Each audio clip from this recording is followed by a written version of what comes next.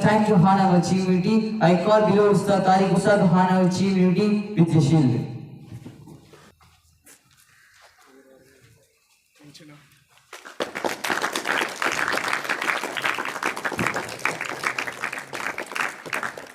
It's a time to hear the golden habits from our chief unity.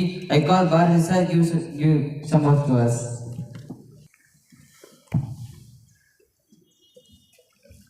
என்னை நன்றாக இறைவன் படைத்தனன், தன்னை நன்றாக தமிழ் செய்யுமாறே. நிமிர்ந்து உட்காந்துக்கலாமா? நண்பர் அவர்கள் சொல்லியதை போல் ஒரு அற்புதமான காலை பொழுது. நான் 2 நாள் மழையில் நனைஞ்சிட்டு தான் இருந்தோம். நேற்று ஒருவர், என் தந்தையார் தான், என் ஃப்ரெண்டோட அப்பா ஒருத்தர் இறந்து போயிட்டார். அவருடைய நல்லடக்கத்தில் இருந்த காரணமாக நான் தொடர்ந்து பேச முடியலை. முன்னா நாள் வழக்கம் போல் வேறு பணியினால் விடுமுறை போட்டிருந்தோம் பள்ளிக்கூடத்தில். ஆனால் விடுமுறை நாளே விடுமுறை ஆகிட்டு. ஏன்னா மழை, அந்த அளவுக்கு மழை. ஒரு 3 விஷயங்களை மட்டும் உங்களிடம் இந்த வேளையில் நான் கூறிக்கொள்கின்றேன். முதலாவது, இந்த இலாஹி அதாயி பள்ளியோடு தொடர்ந்து பயணிக்கக்கூடியவர்களில் நானும் ஒருவன். மாணவர்களுக்கான அறிவுரைகளோ அல்லது வகுப்புகளோ மிகச் சிறப்பாக முறையில் இன்று முன்னெடுக்கப்பட்டு இன்றைக்கு பேசிய அந்த 2 மாணவர்களும் மிக அருமையாக பேசினார்கள். இந்த வேளையில் இந்த அமைப்பிற்கு மிகச்சிறந்த விதைகளை இவர்கள் விதைத்து கொண்டிருக்கிறார்கள்.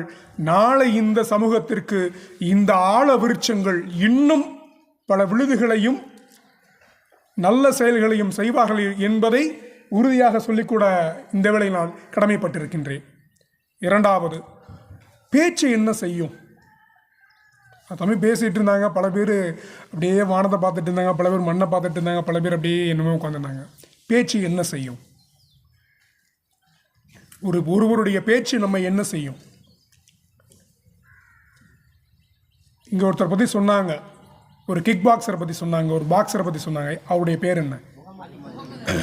முகமது அலி. முகமது அலி வாழ்நாளுடைய துவக்கத்தில் என்னவாக இருந்தார் தெரியுமா?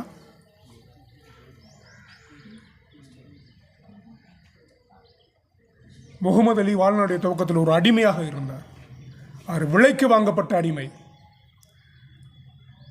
நான் ஒரு அடிமை நினச்சிருந்தார்னா அந்த கழுகு கோழி குஞ்சு நினச்ச மாதிரி ஆயிருக்கும். ஆனால் தன்னால் முடியும் என்று இந்த உலகத்திற்கு சொன்னார். நான் முகமது அலி ஏங்க சொல்கிறேன்னா, தன்னை பேசின ஒருத்தனை ஒரே ஒரு நாக் அவுட் தான், ஒரே ஒரு குத்து தான் நாக் அவுட் பண்ணார். அந்த விஷயம் தெரியுமா? ஒரே ஒரு குத்து தான், ஒரே ஒரு நாக் அவுட் முடிஞ்சு. முகமது அலியை மட்டும் நான் சொல்லவில்லை, அவருடைய குழந்தை, பெண் குழந்தையும் ஒரு பயங்கரமான பாக்ஸர். நீங்கள் செல்கின்ற வழி உங்கள் குழந்தைகளுக்கான வழி. உங்கள் குழந்தைகள் என்பது உங்களிடம் பறிக்கப்படுகின்ற நாளைய தலைமுறையான இந்திய மாணவர்களுடைய வழி. ஆனால் நீங்கள் நடக்கின்ற பாதை மிகச்சரியாக இருக்க வேண்டும். மூன்றாவது, பேச்சு என்ன செய்யும்? நான் வரலாற்றிலிருந்து சில உதாரணங்களை மட்டும் சொல்கின்றேன். கிளாடியேட்டர் 2 இப்போ ஒரு படம் வந்துச்சு.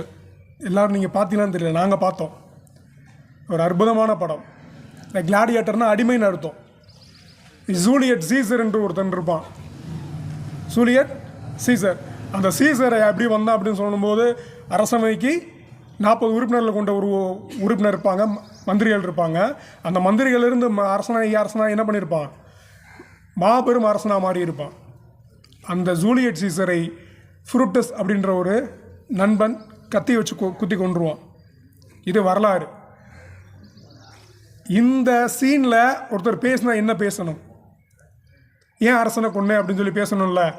ப்ரூட்டஸ் பேசுவான், இவன் ரோம் நகரை அடிமைப்படுத்திட்டான், தன்னுடைய சுயலாபத்துக்காக தன்னுடைய அரச பதவியை பயன்படுத்தி இந்த ரோம் நகரை விலை பேசிட்டான் அப்படின்னு பேசுவான். ப்ரூட்டஸ் பேசியதை அப்படியே அவர்கள் ஒற்றுக்கொள்வார்கள். அதற்கு பிறகு அவருடைய நண்பன் பேச ஆரம்பிப்பான், ஆம் ப்ரூட்டஸ், நீங்கள் சொன்னது 100க்கு 100 உண்மை என்று அத்தனை சபையின் முன்பும் தான் பேச நினைத்ததை ஒருவன் பேசி, அந்த பேச்சாளர் பேசியதை மறுத்து பேசி, ப்ரூட்டஸ் பேசியதை மறுத்து பேசி, ராஜா என்ன செய்தான், ரோம் நகரை எவ்வாறு உயர்த்தினான் என்பதை வரலாறு சொல்லும். அந்த நண்பரின் பெயரை நீங்கள் வரலாற்றில் தெரிந்து கொள்ளுங்கள். உங்களுக்காக ஒரு வினாவை விட்டு செல்கிறேன். சரிங்களா? மூன்றாவது, இந்த டிசம்பர் மாதம் நீங்கள் அனுபவிச்சிருக்கலான்னு தெரியல, தம்பி வயசில் இருக்கும்போது ஒரு இளம் ஆளுமை பார்க்கும்போது என் மனதிற்குள்ளே மிகப்பெரிய மகிழ்ச்சி. ஒரு சின்ன பையன், பரவாயில்ல, இறை அச்சத்தோடு இறை நேசத்தோடு வந்து இந்த கல்வியை, மார்க்க கல்வியை படிப்பேன் என்று வந்திருக்கு நான் வாழ்த்துக்களை கூறிக்கொள்கின்றேன். உண்மையிலே மிகப்பெரிய விஷயம். ஏன்னா நல்ல விதை விளைந்துரு, ஒரு சரியான இடத்துல விழுகணும். ஒரு பாலைவனத்தில் விதை விழுந்தால் முளைக்குமா? முளைக்காது. நல்ல நிலத்தில் நல்ல விதை விழுந்துருக்கணும். டிசம்பர் மாதம் இந்த பயமாக இருக்கும்போது பார்த்தீங்கன்னா வழக்கம் போல் என்ன பண்ணுவோம், 7 மணிக்கெலாம் எழுந்ததே கிடையாது. பள்ளிக்கூடத்துக்கு போனால் 8 மணிக்கு தான் எழுந்திரிப்போம்.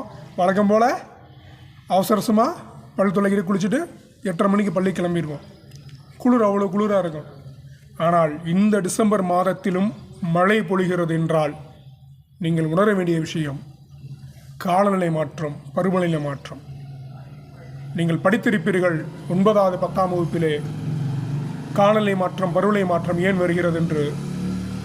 காரணம் தெரியும்ல, நம்ம பயன்படுத்துகிற எல்லாமும் சேர்ந்த ஒரு இயற்கை மாசுபாடு, இயற்கையை சார்ந்த குறைபாடு. மேக வெடிப்பு என்ற வார்த்தையை நான் படித்த வரையில், டிஎன்பிசி கிளாஸ் இருக்குன்னு சொல்கிறேன், ஜியாகிரஃபி பிடிச்ச சப்ஜெக்ட். மேக வெடிப்பு என்ற வார்த்தையை 2022 வரைக்கும் எனக்கு தெரியாது. புவியியலில் அப்படி ஒரு வார்த்தை கிடையவே கிடையாது. ஆனால் 2022 மேகவெடிப்பு ஏற்பட்டு, இமாச்சல் பிரதேசத்தில் மேகவெடிப்பு ஏற்பட்டு 10 நிமிடங்களில் ஒரு ஆண்டிற்கான மழை பெய்து முடித்தது.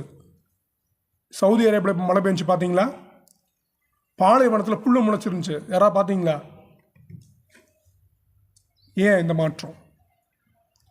இயற்கையை நாம் மீறி பல்வேறு விஷயங்களை செய்து கொண்டிருக்கின்றோம். நீங்கள் நன்சை அமைப்போடு சேர்ந்து மரம் நடுகிறீர்கள், பனை விதை நடுகிறீர்கள். இதை தொடர்ந்து செய்ய வேண்டும் என்று என் சார்பாக, ஒரு ஆசிரியனாக என் சார்பாக இந்த அமைப்பை நான் கேட்டுக்கொள்கின்றேன். இயற்கையோடு ஒத்துவாழ்கின்ற மனித வாழ்வு இயற்கை என்றைக்கும் சீர்படுத்தி கொண்டே இருக்கும்.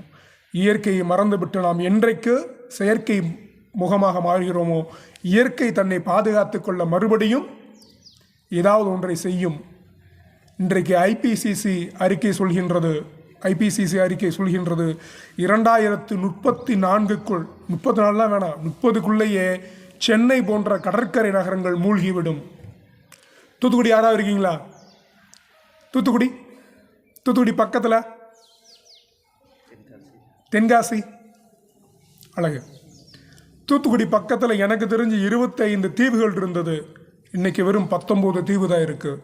6 தீவுகள் கதம் மர்கியா ஆயிடுச்சு.